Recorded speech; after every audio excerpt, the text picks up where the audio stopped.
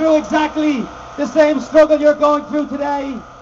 The common denominator in all of those strikes are we're dealing with foreign-owned companies that are coming into Canada and taking advantage of the lax laws in this province.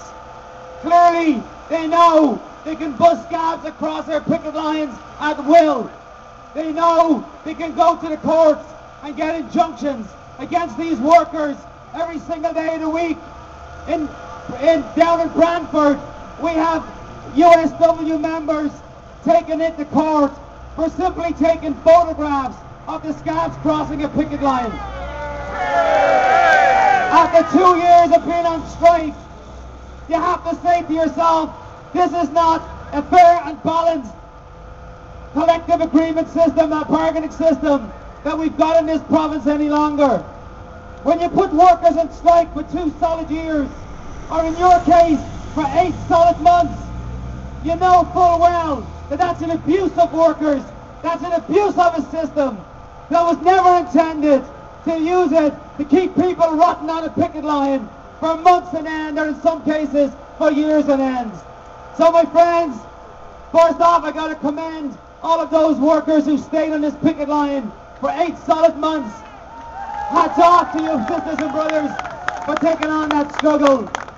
But now, as you've heard from the Director of Steelworkers, you're moving into a new phase in your campaign.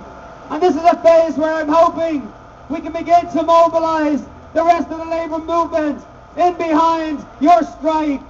We've got to be able to make Sears feel it at the pocketbook, and we should certainly make them feel it in the run-up to Christmas time.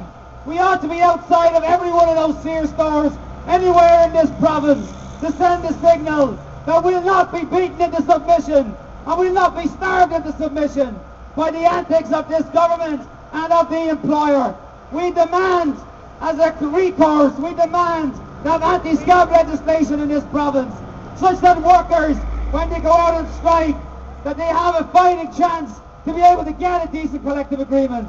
So my friends, stay strong. The Ontario Federation of Labour will be with you every step of the way. Thank you very much. Thank you, Seth.